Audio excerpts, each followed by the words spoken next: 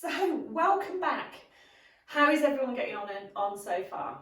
If you haven't been doing them and you want to go back, there's lots of other exercises that we've been doing over the previous week. So definitely go back and check those out.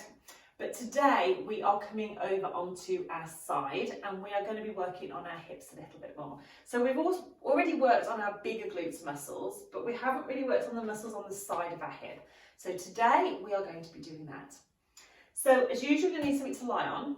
Now you might find it more comfortable with a cushion or a pillow for this one to support the head, because you want to keep the head in a good position. It really depends on how much movement you've got in your shoulders as to whether you find the position I'm going to be in comfortable. So if you don't, just get your pillow from upstairs, pop it in so that you're nice and comfortable, so that you feel that your head is supported. So we're going to come onto our side.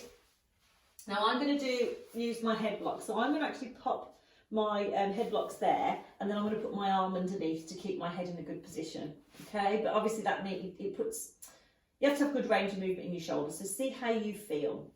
Now we're going to come onto our side. So what we want to make sure is that our hips are stacked, one on top of the other, and our shoulders are stacked.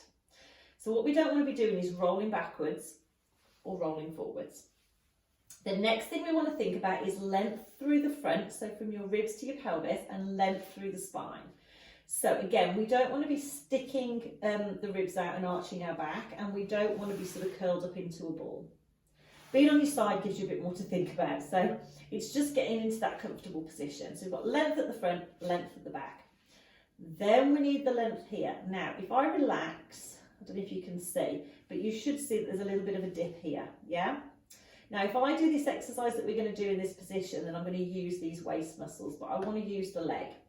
So what I want you to do is imagine that you're bringing your hip away from your ribs. So rather than your ribs away from your hip and everything coming up here, I want you to think about bringing your hip away from your ribs. Now that might create a little bit of air under here, which is fine. And then I want you to just pop this hand just by your side to sort of support you and relax this shoulder. Then we're going to take the top leg, I'm just going to check I've got enough room, yeah. Take the top leg out straight. Now, you want to make sure that your foot is at hip height. What I don't want you to do is to drop the foot below your hip height, because that just puts a bit more pressure on your hip. Particularly if you've got osteoporosis or osteopenia, you don't want to be dropping the leg down here. You want to keep this position. And then from there, we're going to keep this length through the waist, and we're going to breathe out to lift. Breathe in to come back to that hip height. So it's a breath out, breath in, breath out, breath in. So we've got to keep on our side, we've got to keep that control, and we should start to feel that working sort of around the outside of the thigh a little bit. The other leg is still bent because that's keeping our balance on the floor. Now the only difference today is that because we've got two legs, we've got to do both sides. So we will come on to the other side in a second. So we're breathing out, breathing in. Keep that length through the waist if you can. Almost imagine keeping the leg as long as you can, all the way down to your ankle. Now if you get tired, just stop and have a rest. You can bend the knee and pop it on top of the other leg. Okay, but you want to go till you feel that you've done something, but it's not uncomfortable. I'm going to do a couple more if you're still going, but as I say, work to your own level. And then from here we bend and come back, and you can just sort of slide that knee off the other leg and just give that leg a little bit of a rub. Okay, so same on the other side. So I'm going to swap ends of the mat, and you'll probably need to swap ends, I suppose, as well if you want to see what I'm doing. You may not want to see me, which is fine. There's nothing worse than staring at me. So we're going to come onto our side on this side. So we're on our hips, hips stacked, shoulders stacked. We've got this length here, so we're drawing the hip away from the ribs. Little bit of air into the waist, hand here for support. Lots to think about.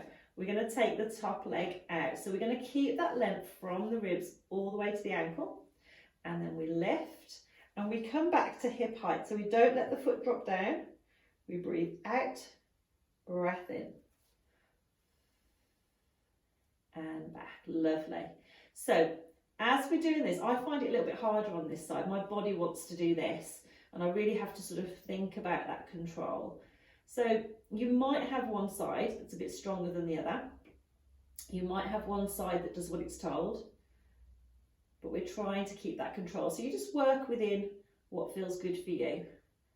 This shoulder's nice and relaxed. So it's a breath out, breath in, breath out, breath in. Lots of breathing. Okay, so again, stop and rest anytime you need to. If you're still going, we're going to do a couple more. Work at your own level.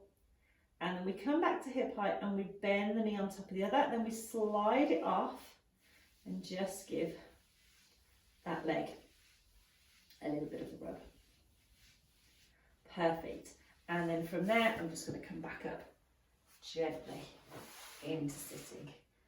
In fact, let's come over onto our back and just gently stretch out those hip muscles. So, because it's nice to stretch afterwards. So let's just cross one leg over the top. Now, if you feel a stretch here or you've got any hip problems, I would stick with this level, or osteoporosis. Level 2, we come back, we bring the foot back, bit of a deeper stretch. Level 3, we lift the legs and we support them with our hands, but you never force this stretch. So you just want to feel a comfortable stretch here. And it's fine to stick to the lower levels if you need to. And then down. Okay, same on the other side. So we cross the leg over and hold. This is level 1, so if you've got any hip problems, osteoporosis, I would stick with this level. Level 2, we come back here. And level 3, we lift. And we just support in the legs with our hands. So there's no pressure through the spine. And we feel a comfortable stretch. So whatever level you feel that stretch at. And then we come back. Lovely. Okay, that's better because it's always good to give your legs a little bit of a stretch at the end. So thank you for joining me for that exercise. Don't forget you can still sign up for my 7-day challenge, which is not a challenge, 7-day kickstart. It's all about trying to get you back into exercise. It's all about having a go with your Pilates practice and starting getting those muscles working. So you can sign up, the link is below this video, and I will see you for another video very soon.